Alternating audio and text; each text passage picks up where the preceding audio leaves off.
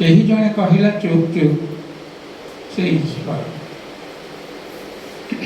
ଗୋଟେ ଝାପ୍ସା ଅସ୍ପଷ୍ଟ ଛବି କାନ୍ଥରେ, କେହି ଜଣେ କହିଲା ଚୁପ୍ ଚୁପ୍ ସେ ଈଶ୍ୱର।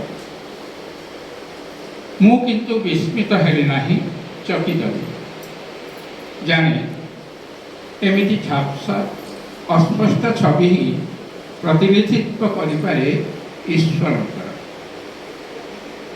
ମୁଁ କିନ୍ତୁ ବିସ୍ମିତ ହେଲି ନାହିଁ, ଚକିତ ବି। ଜାଣେ ଏମିତି ଝାପ୍ସା ଅସ୍ପଷ୍ଟ ଛବି ହିଁ ପ୍ରତିନିଧିତ୍ୱ କରିପାରେ ଈଶ୍ୱରଙ୍କର।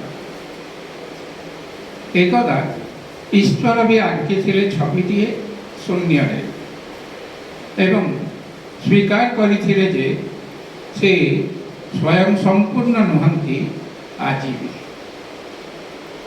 ଏକଦା ଈଶ୍ୱର ବି ଆଙ୍କିଥିଲେ ଛବିଟିଏ ଶୂନ୍ୟରେ ଏବଂ ସ୍ୱୀକାର କରିଥିଲେ ଯେ ସେ ସ୍ୱୟଂ ସମ୍ପୂର୍ଣ୍ଣ ନୁହନ୍ତି ଆଜି ବି। ଅନ୍ଧ ସରୀସୃପ ଚାହିଁଥାଏ ଆକାଶକୁ, ଦୂରତା ମାପେ ଏବଂ ଉଡ଼ାଣ ନିଏ ପବନର ଟେଣାଖଣ୍ଡି।